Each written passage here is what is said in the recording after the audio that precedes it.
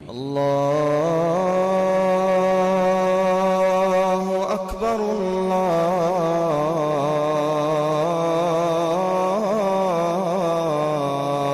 اکبر.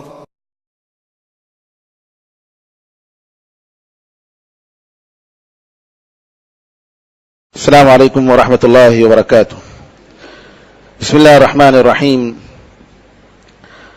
الحمد للہ رب العالمین والصلاة والسلام على سید الانبیاء والمرسلین نبینا محمد وعلى آلہ وصحبہ اجمعین ومن تبعهم بإحسان الى یوم الدین.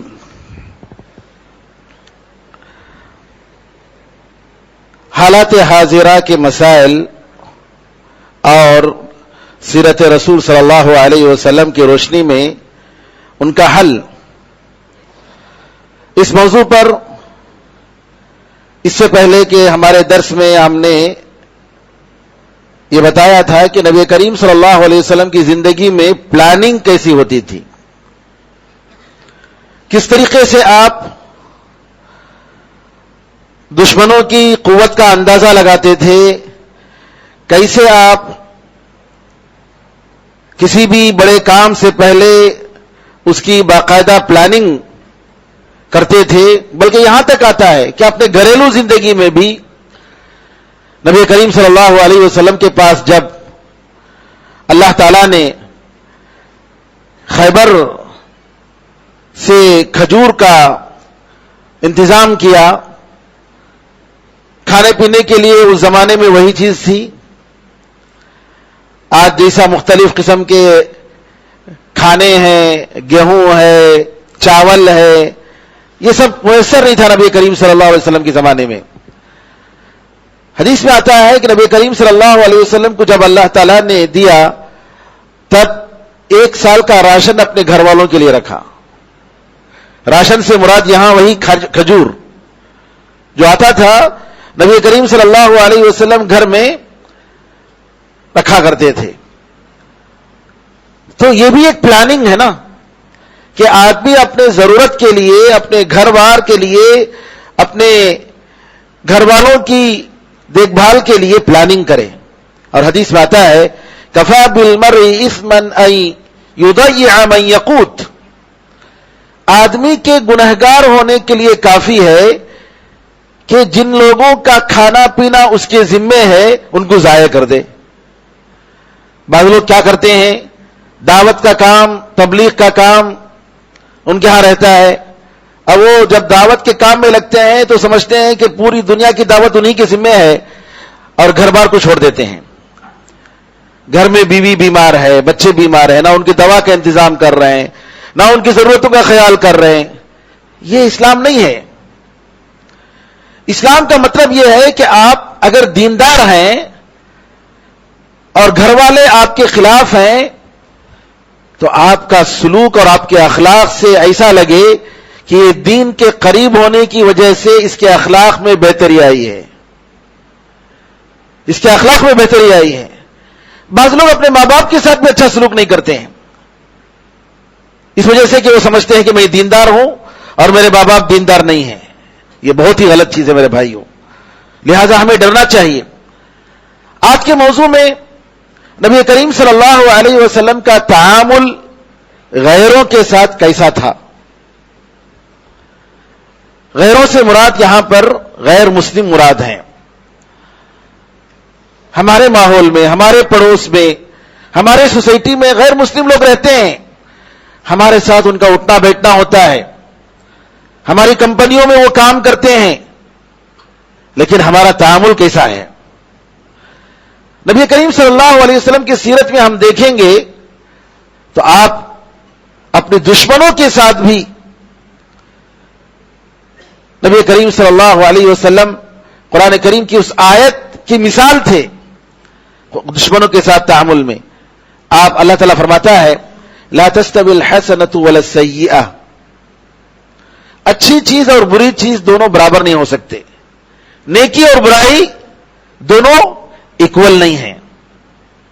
فَإِذَا الَّذِي بَيْنَكَ فَإِدْفَعْ بِالَّتِي هِيَ أَحْسَنُ، اللہ فرماتا ہے کہ آپ برائی کو، بری چیز کو آپ کے ساتھ اگر کوئی برا تعامل کرتا ہے اس سے بہتر طریقے سے آپ اس کو دفاع کیجئے، اس کو دور کیجئے. برائی کا دفاع کیسا ہونا چاہیے؟ بہتر طریقے سے، اچھے طریقے سے. قرآن میں اللہ نے فرمایا باللتی ہی احسن، وچ از موسٹ بیسٹ، سب سے اچھا. اللہ فرماتا ہے فَإِذَا الَّذِي بَيْنَكَ وَبَيْنَهُ عَدَاوَةٌ كَأَنَّهُ وَلِيٌّ حَمِيمٌ. اگر آپ ایسا کریں گے تو آپ دیکھیں گے کہ آپ اور آپ کے درمیان، آپ کے دشمن کے درمیان جو دشمنی ہے جی، ایسا ہو جائے گا کہ بالکل آپ کا گہرا دوست ہو گیا. اسلام کی نظر میں کوئی انسان حقیقت میں دشمن نہیں ہے. اگر دشمن حقیقت میں ہے تو شیطان ہے. اسی لیے اللہ تعالیٰ نے قرآن کریم میں یہاں ذکر کرتے ہوئے فرمایا کہ بہتر طریقے سے اس کو تم دور کرنے کی کوشش کرو اس برائی کو، تو آپ دیکھیں گے کہ آپ کے اور آپ کے دشمن کے درمیان جو دشمنی ہے وہ ختم ہو گئی اور وہ گہرا دوست بن گیا. بعد میں اللہ فرماتا ہے وَإِمَّا يَنزَغَنَّكَ مِنَ الشَّيْطَانِ نَزْغٌ فَاسْتَعِذْ بِاللَّهِ. اگر شیطان کی طرف سے کوئی وسوسہ آئے تو تم اللہ تعالیٰ سے پناہ مانگو، کیونکہ شیطان ایک ایسی چیز ہے کہ وہ آپ اس کو جتنا بھی راضی کرنے کی کوشش کریں گے وہ آپ سے راضی نہیں ہوگا، وہ آپ سے ہرگز راضی نہیں ہوگا. وہ آپ کا نقصان ہی چاہے گا، ہر حالت میں، ہر حالت میں آپ کو نقصان پہنچانا چاہے گا.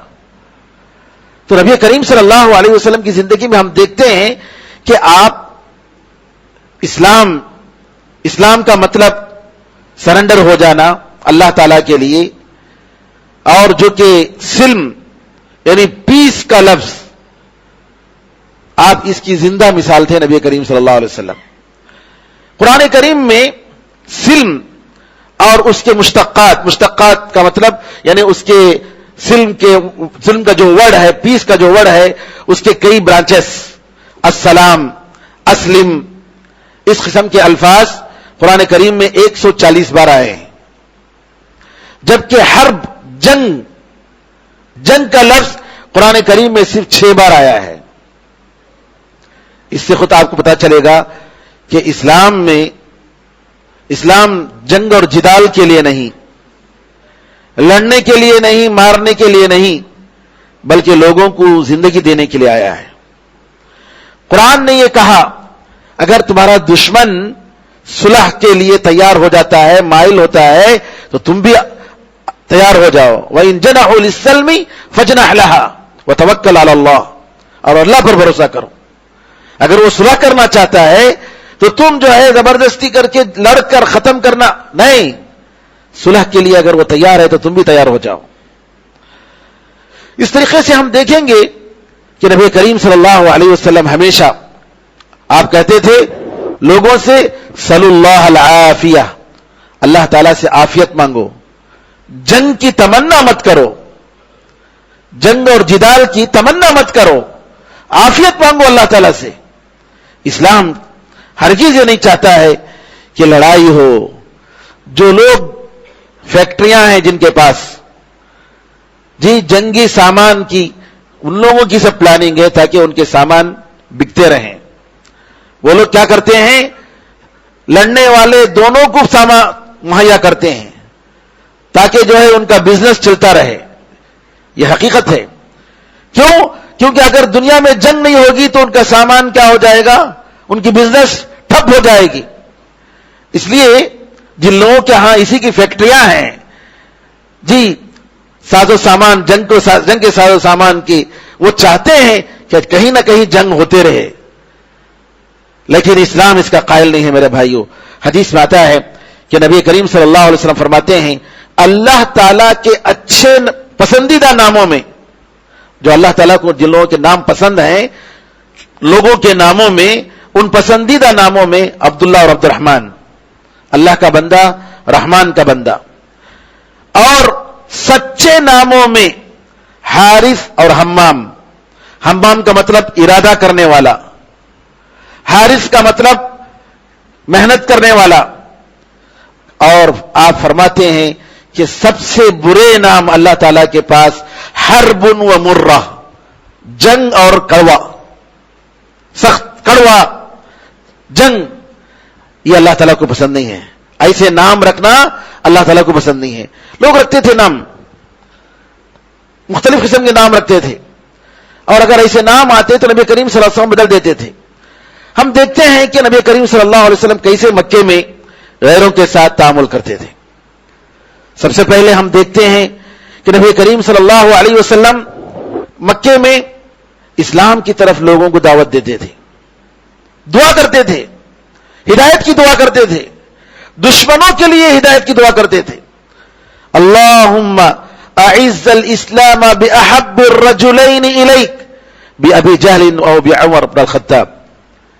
ابو جہل کیسی تکلیفیں دیتا تھا نبی کریم صلی اللہ علیہ وسلم کو، لیکن نبی کریم صلی اللہ علیہ وسلم دعا کر رہے ہیں، اے اللہ ابو جہل اور عمر بن الخطاب ان دونوں میں سے جو تیرے پاس زیادہ پسندیدہ ہیں اس کو ہدایت دے کر اے اللہ اسلام کو طاقت عطا فرما.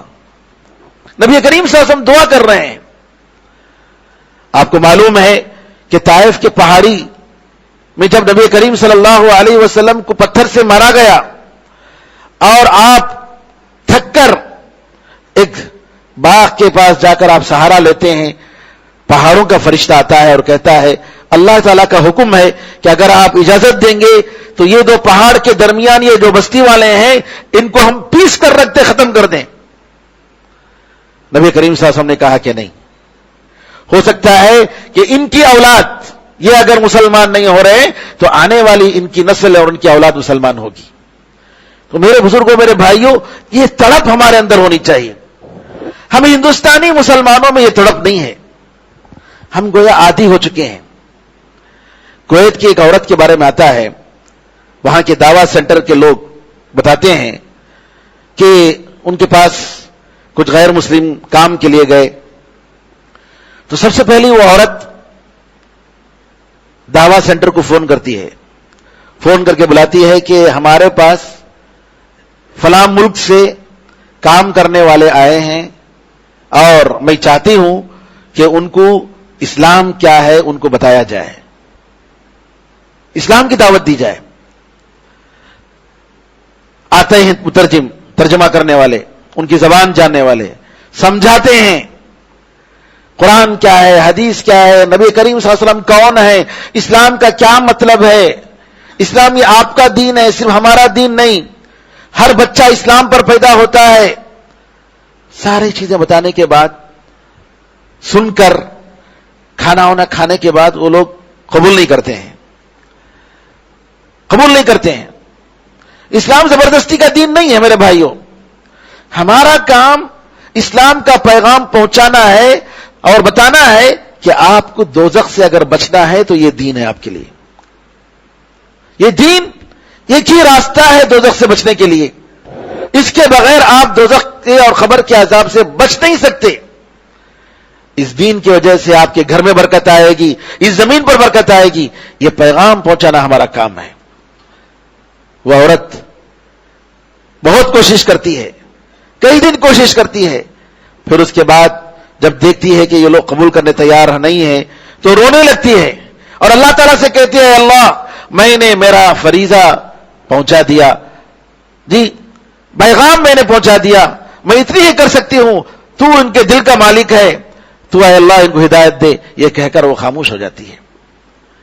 تو یہ تڑپ نبی کریم صلی اللہ علیہ وسلم کے اندر تھی. نبی کریم صلی اللہ علیہ وسلم مارکیٹوں میں، ذی المجاز کے مکے کے مارکیٹوں میں، بازاروں میں، مکے کی گلیوں میں یہ کہتے پھرتے تھے ایھا الناس قولوا لا الہ الا اللہ تفلحوا، اے لوگو لا الہ الا اللہ کہو تم کامیاب ہو جاؤ گے. اس طریقے سے نبی کریم صلی اللہ علیہ وسلم کا تعامل تھا. کہتے ہیں ربیعہ بن عباد الدیلی جو مسلمان ہوئے کہتے ہیں میں نے نبی کریم صلی اللہ علیہ وسلم کو دیکھا ذی المجاز مارکیٹ میں کہ آپ جو ہے لوگوں میں کہتے پھرتے جا رہے ہیں اور لوگ ان کے اطراف جمع ہو رہے ہیں نبی کریم صلی اللہ علیہ وسلم کے اطراف. لیکن ایک آدمی کو دیکھا جو بڑا خوبصورت تھا اور اس کی 2 چوٹیاں تھیں. وہ کہتا تھا کہ یہ بے دین ہے، یہ جھوٹا ہے، اس کی بات مت مانو، یہ بے دین ہے، یہ جھوٹا ہے، اس کی بات مت مانو. میں نے پوچھا یہ کون ہے؟ تو لوگوں نے کہا کہ یہ ابو لہب ہے، ان کے چچا ہیں، لیکن نبی کریم صلی اللہ علیہ وسلم کو جھٹلا رہے ہیں۔ یہ تعامل نبی کریم صلی اللہ علیہ وسلم کا کہ آپ اتنے سب کچھ تکلیف لوگوں کی برداشت کرنے کے باوجود آپ کبھی مایوس نہیں ہوئے، کبھی مایوس نہیں ہوئے۔ علماء کہتے ہیں قرآن کریم کی جو آیت اتری، یا ایھا المدثر قم فانذر، اے کمبل اوڑھنے والے، چادر اوڑھنے والے، کھڑے ہو جاؤ اور ڈراؤ، تو نبی کریم صلی اللہ علیہ وسلم دعوت کے لیے جو کھڑے ہوئے، کبھی آپ نے آرام نہیں کیا۔ ضرورت کی جتنی زندگی کے لیے جو آرام کرنا تھا اتنا ہی، باقی آپ کی زندگی اسلام کے لیے وقف ہو گئی، اور زندگی بھر نبی کریم صلی اللہ علیہ وسلم دعوت کا کام کرتے رہے۔ کبھی ایسا نہیں ہوا کہ مکے میں غیروں کے ساتھ، غیر مسلموں کے ساتھ آپ نے ان کے ساتھ کوئی بدسلوکی کی ہو یا ذلت کی نگاہ سے ان کو دیکھا ہو۔ ہمیشہ ان کو خوشخبری دیتے، محبت کی نگاہوں سے دیکھتے اور ان کو سمجھانے کی کوشش کرتے۔ سمجھانے کا ایک اسلوب قرآن کریم ذرا بتاتا ہے، ذرا غور کرے کس طریقے سے نبی کریم صلی اللہ علیہ وسلم غیروں کے ساتھ ڈائلاگ کرتے تھے۔ یہ بہت ضروری ہے میرے بھائیو آج کہ غیروں کے ساتھ ڈائلاگ سمجھانے کی فکر کرنا، بجائے اس کے کہ ڈیبیٹ کر کے، اس کی بھی ضرورت ہے، لیکن اس طریقے سے ڈیبیٹ کرنا کہ وہ ذلیل ہو جائے، نہیں۔ امام شافعی رحمۃ اللہ علیہ ڈیبیٹ کرتے تھے اپنے مسائل میں، فقہی مسائل میں، کہتے ہیں کہ میں نے اگر کسی کے ساتھ کسی بھی مسئلے میں ڈیبیٹ کیا تو میں نے یہ دعا کی، میرے دل میں یہ خواہش ہوئی کہ اللہ تعالیٰ اس شخص کی زبان سے حق کو نکالے، اس کی زبان سے حق نکلے، حق، اور میں قبول کرنے کے لیے تیار ہوں اگر اس کی زبان سے حق نکلتا ہے۔ یہ تمنا ہونی چاہیے۔ آج ہمارے ڈیبیٹ غیروں کے ساتھ کیسے ہوتے ہیں؟ کوشش یہ کرتے ہیں کہ وہ زمین پر رگڑ کر اس کو ختم کر دیا جائے۔ نہیں، یہ غلط طریقہ ہے میرے بھائیوں۔ ہماری خواہش یہ ہونی چاہیے کہ اللہ تعالیٰ اس کے دل کو کھول دے اسلام کے لیے، حق کے لیے اس کا دروازے کھل جائیں، شرح صدر ہو جائے، اس کی فکر ہونی چاہیے، اس کے بجائے کسی کو ذلیل کرنا ہرگز مقصد نہیں۔ اور یاد رکھیے میرے بھائیوں، ہمیشہ ہمیں اللہ تعالیٰ سے مدد مانگنی چاہیے، ثابت قدمی کی دعا کرنی چاہیے۔ ابھی آج کل واٹس ایپ میں کچھ میسج آ رہے ہیں کہ ایک صاحب تھے جنہوں نے بہت کام کیا، ویب سائٹ میں قرآن کریم کی خدمت کی، ورڈ بائی ورڈ قرآن کریم کا ترجمہ جو ہے اس کے لیے کافی محنت کی، انٹرنیٹ پہ ڈالا، اور نعوذ باللہ اب جو مرتد ہو گئے ہیں۔ یہ کوئی تعجب کی بات نہیں ہے، یہ کوئی تعجب کی بات نہیں ہے۔ اسی لیے ہمیں اللہ تعالیٰ سے ہمیشہ ڈرنا چاہیے اور دعا کرنی چاہیے، اے اللہ میرے دل کو تیرے دین پر ثابت رکھ۔ اللہم یا مقلب القلوب ثبت قلبی علی طاعتک ویا مصرف القلوب صرف قلبی علی دینک۔ تیری اطاعت و فرمانبرداری پر میرے دل کو ثابت رکھ یا اللہ۔ اے اللہ میرے دل کو تیرے دین کی طرف پھیر دے۔ علماء کرام سبحان اللہ ان کے بارے میں آتا ہے، وہ ان سے جب کہا جاتا کہ ماشاءاللہ اللہ تعالیٰ آپ سے کیا کام لے رہا ہے، آپ کتنی خدمت کر رہے ہیں، وہ کہتے تھے کہ سکرات کے عالم میں مجھے کیا ہوگا، مجھے توفیق ہوگی کہ نہیں ہوگی، مجھے اس کی فکر ہے، کہیں ایمان مجھ سے چھن نہ جائے۔ کہتے ہیں کہ ایک سلف کے پاس ایک طوطا تھا، اور وہ جو سلف صالحین جو بیچارے نیک تھے، ہمیشہ لا الہ الا اللہ کا ورد کرتے تھے، ہمیشہ لا الہ الا اللہ۔ یہ طوطا جو تھا ان کی اس ورد کو اور اس ذکر کو بار بار سن کر عادی ہو گیا، وہ بھی لا الہ الا اللہ کہتا۔ ان کے پاس ان کے شاگرد آتے، تعجب کرتے کہ یہ طوطا لا الہ الا اللہ بول رہا ہے، یہ کیسے لا الہ الا اللہ بول رہا ہے؟ کیوں؟ ہمیشہ ان کی زبان پر لا الہ الا اللہ ہوتی تھی، تو سن کر لا الہ الا اللہ پڑھنے لگا۔ ایک دن ایک بلی آئی اور ایک مار کر جھپٹ کر جو ہے اس طوطے کو ختم کر دیا۔ یہ جو لا الہ الا اللہ بول رہا تھا طوطا، اس وقت اس کی زبان سے لا الہ الا اللہ نہیں نکلا، تو یہ رونے لگے اور کہنے لگے دیکھو یہ بار بار لا الہ الا اللہ بولتا رہا، لیکن جس وقت بولنا تھا مرنے کے وقت اس کی زبان سے لا الہ الا اللہ نہیں نکلا.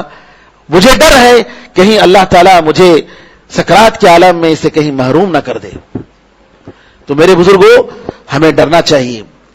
اور گنہگار ہیں، کتنے لوگ ہیں ایسے گنہگار ہیں، اللہ کی تعریف کرنی چاہیے کہ اللہ تعالیٰ الحمدللہ ہمیں اس مصیبت سے بچایا ہے.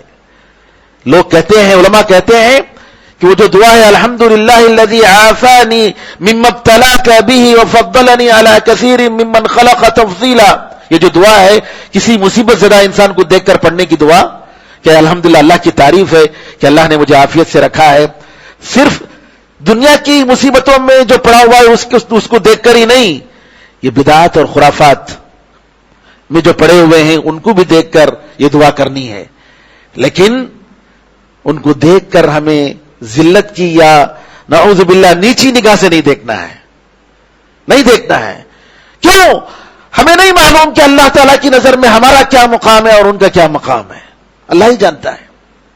بلکہ ہمیں توبہ کرنا چاہیے اور ہمیں اللہ تعالیٰ سے اور گڑ گڑا کر طلب کرنی چاہیے، اے اللہ ہمیں ان کے جیسا مت بنا، بلکہ اے اللہ تو اپنے فضل و کرم سے ہمیں توفیق عطا فرما.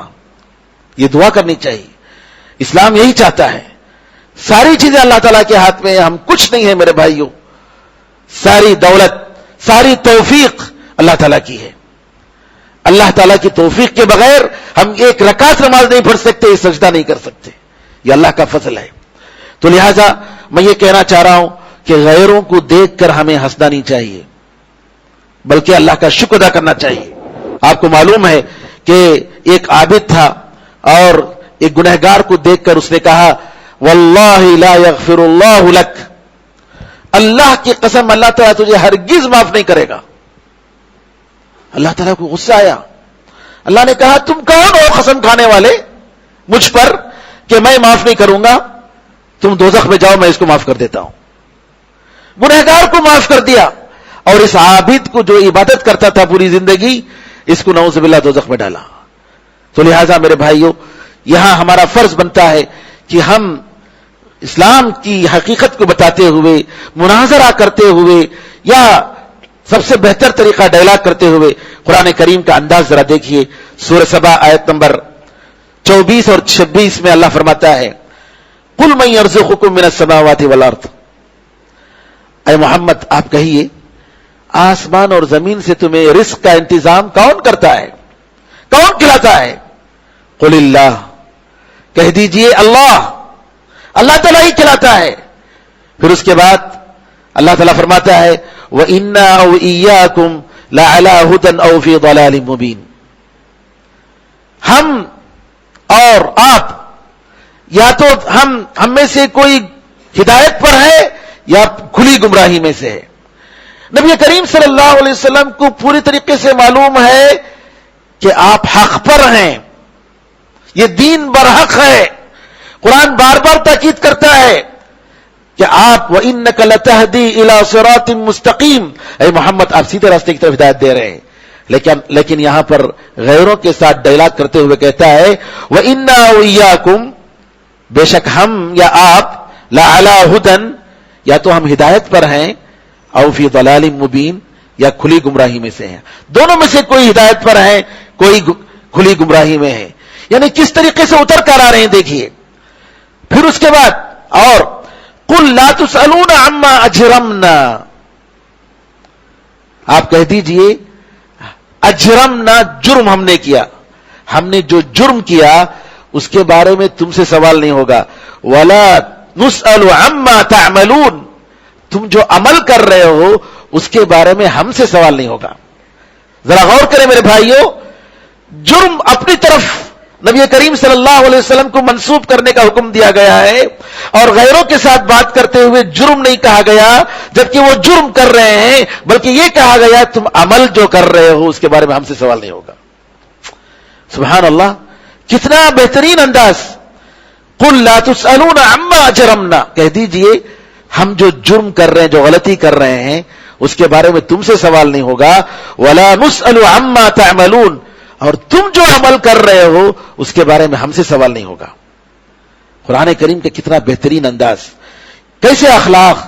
قل یجمع بیننا ربنا، کہہ دیجئے پروردگار، ہمارا پروردگار ہمارے درمیان ہمیں جمع کرے گا. ثم یفتح بیننا بالحق، اور ہمارے درمیان حق کا فیصلہ کرے گا. وهو الفتاح العلیم، اور وہ بڑا فیصلہ کرنے والا اور جاننے والا ہے.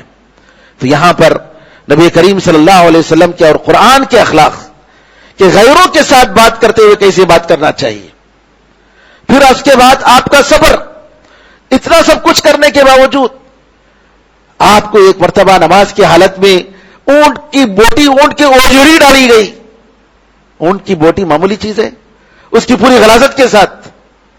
اور اسی طریقے سے ایک مرتبہ آپ کو اس طریقے سے آپ کی چادر کو رکھ کر چادر کے ذریعے اس طریقے سے گلے میں پھندا ڈالا گیا اور اس طریقے سے نعوذ باللہ کھینچا گیا کہ نبی کریم صلی اللہ علیہ وسلم کی جان چلی جائے.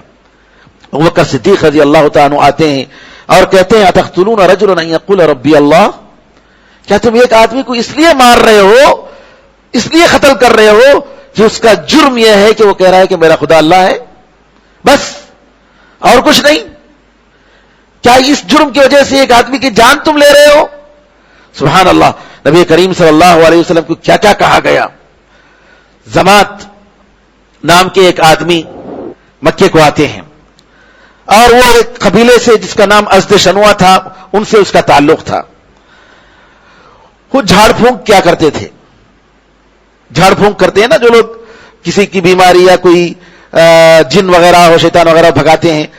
تو مکے کے لوگوں کو معلوم ہوا کہ یہ زماد آئے ہیں، یہ لوگ گئے ان کے پاس اور کہا کہ تم جھاڑ پھونک تو کرتے ہو، یہ محمد نعوذ باللہ صلی اللہ علیہ وسلم، محمد صلی اللہ علیہ وسلم کے بارے میں کہتے ہیں کہ یہ مجنون ہے، دیوانہ ہے.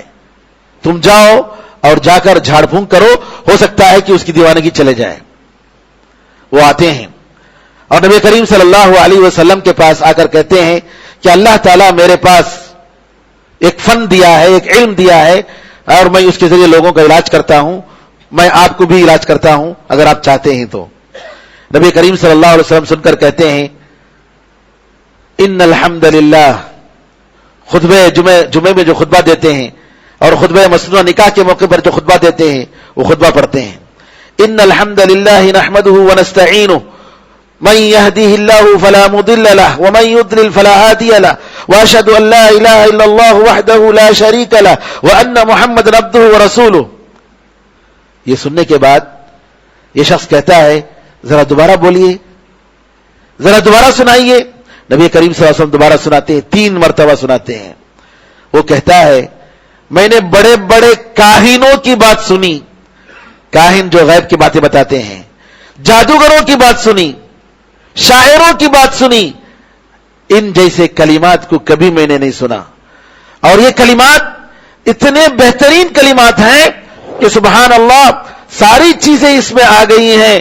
آئیے میں آپ پر بیعت کرتا ہوں اور میں مسلمان ہوتا ہوں، یہ کہہ کر وہ مسلمان ہو جاتے ہیں. نبی کریم صلی اللہ علیہ وسلم کا انداز دیکھیے.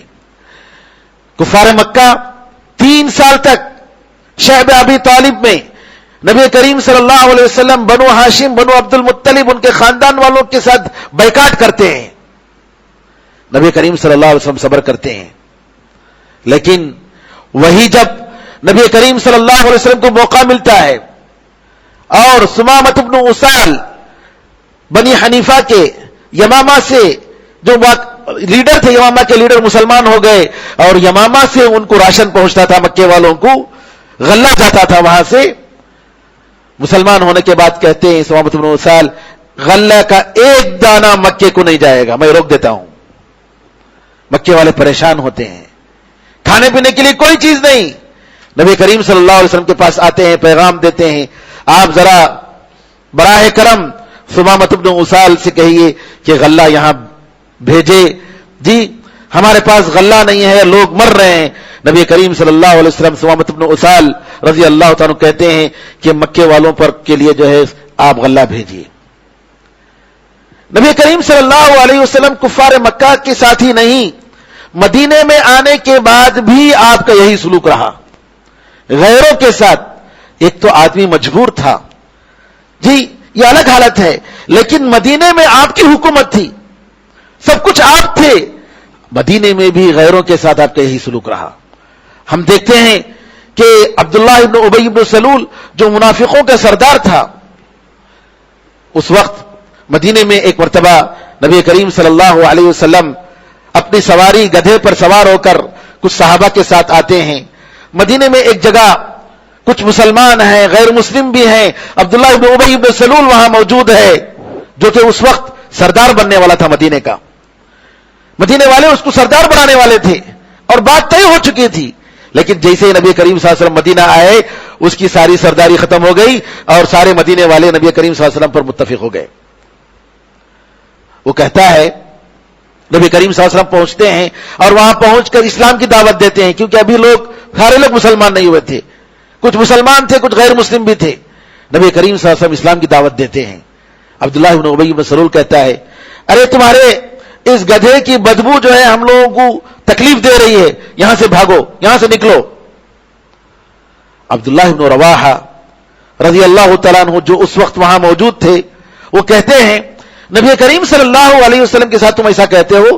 وہ مارتے ہیں اور کہتے ہیں اللہ تعالیٰ کی قسم, تمہاری بدبو نبی کریم صلی اللہ علیہ وسلم کے گدھے کی خوشبو کے مقابلے میں تمہارے جسم کی بدبو اتنی بری ہے کہ مت پوچھو. نبی کریم صلی اللہ علیہ وسلم کے گدھے کی بو وہ زیادہ بہتر ہے تمہاری خوشبو سے. کون؟ عبداللہ بن رواحہ رضی اللہ تعالیٰ کہتے ہیں. پھر اس کے بعد لڑائی کی کیفیت ہو جاتی ہے.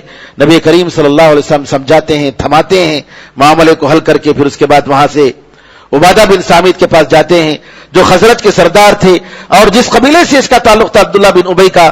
جا کر کہتے ہیں کہ ایسا ایسا واقعہ ہوا. عبادہ بن سامت رضی اللہ تعالیٰ کہتے ہیں اللہ کے رسول چھوڑ دیجئے, معاف کر دیجئے, معاف کر دیجئے, کیونکہ یہ سردار بننے والا تھا مدینے کا. اتنے میں آپ آئے تو آپ جو ہے اللہ تعالیٰ نے آپ کو وہ مقام عطا فرمایا, تو لہٰذا اس کے دل میں جلن ہے اور وہ جل رہا ہے اور حسد کی آگ میں جل رہا ہے, اس وجہ سے آپ چھوڑ دیجئے, اس کو معاف کر دیجئے. میرے بزرگوں, نبی کریم صلی اللہ علیہ وسلم مدینہ آنے کے بعد بہت ہی معمولی لوگ, 20 سے بھی کم لوگ تھے جو نبی کریم صلی اللہ علیہ وسلم سے ناراض ہو کر کفر کو بچانے کے لیے, اسلام نہ قبول کرنے کے لیے مدینے سے باہر گئے. 20 سے بھی کم لوگ, اتنی کم تعداد. کیوں؟ نبی کریم صلی اللہ علیہ وسلم کے اخلاق کی وجہ سے, نبی کریم صلی اللہ علیہ وسلم کے اس کریکٹر کی وجہ سے. آج میرے بھائیوں, ہم جس ملک پہ رہتے ہیں اس ملک کے تقاضے ہیں. ہمیں افسوس ہے کہ ہمارے مسلمان سمجھتے نہیں ہیں. پاکستان انڈیا اگر کرکٹ کھیل رہی ہے تو کیا ضرورت ہے کہ یہ بیوقوفی نہیں تو کیا ہے کہ پاکستان کی ہم سپورٹ کریں؟ یہ ہمارا ملک ہے اور ہمارے ملک کی ترقی ہمیں پسند ہے اور اس ملک کو آباد کرنے والے ہمارے اسلاف ہیں. 800 سال سے زیادہ ہم نے یہاں حکومت کی ہے. یہ کتنی بڑی بیوقوفی ہوگی کہ ہم مسلمان اس ملک میں اپنے آپ کو اجنبی سمجھتے ہیں یا مہمان سمجھتے ہیں. نہیں, ہمیں آگے بڑھنا چاہیے. ہمیں غیروں کے ساتھ رحم دلی سے پیش آنا چاہیے.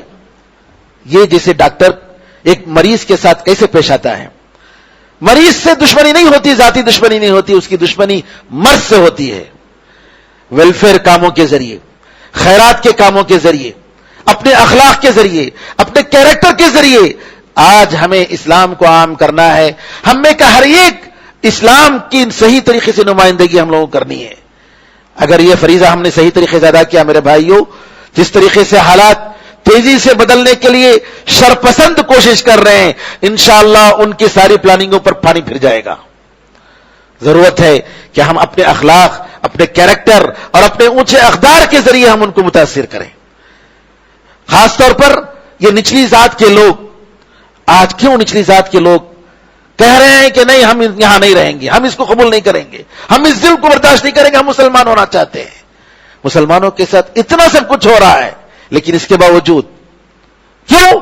اس وجہ سے کہ وہ جانتے ہیں کہ اسلام ہی سچا مذہب ہے, اسلام ہی ان کو سکون دے سکتا ہے, اسلام ہی ان کو انصاف دے سکتا ہے. اسلام وہ مذہب ہے کہ امام بخاری, امام مسلم, امام ابو داؤد, یہ حدیث کی کتابوں کے نبی کریم صلی اللہ علیہ وسلم کی سنت کے حفاظت کرنے والے, یہ 6 کے 6 بڑے بڑے علماء یہ اصل میں عرب کے لوگ نہیں تھے، بلکہ وہ لوگ تھے جو مسلمان ہوئے، ایران کے علاقوں کے مسلمان ہونے والے علاقوں سے یہ لوگ آئے ہیں۔ 6 کے 6 سارے محدثین کرام۔ علم دین انسان کو وہ مقام لے جاتا ہے۔ جی میرے بھائیوں، ہمیں ضرورت ہے اس بات کی کہ ہمارے اس پیغام کو ہم عام کریں۔ اللہ تعالیٰ سے دعا ہے کہ اللہ تعالیٰ ہم سب کو توفیق عطا فرمائے، اس ملک میں امن و امان قائم فرمائے، شر پسندوں کی نیتوں کو اللہ تعالیٰ ختم کر دے، اور جو ظلم کرنا چاہتے ہیں معصوموں پر، اور جو لوگ انصاف کو ختم کرنا چاہتے ہیں، اللہ تعالیٰ ان کو ختم کر دے، اللہ تعالیٰ ان کی طاقتوں کو توڑ دے، اللہ تعالیٰ ان کے درمیان پھوٹ ڈال دے، اور اللہ تعالیٰ ہدایت پانے والوں کو اللہ تعالیٰ ان کے دلوں کو کھول دے۔ آمین ارحم الراحمین، والحمدللہ رب العالمین، وصلی اللہ وسلم علی نبینا محمد وعلی آلہ وصحبہ اجمعین، والحمدللہ رب العالمین، والسلام علیکم ورحمۃ اللہ وبرکاتہ۔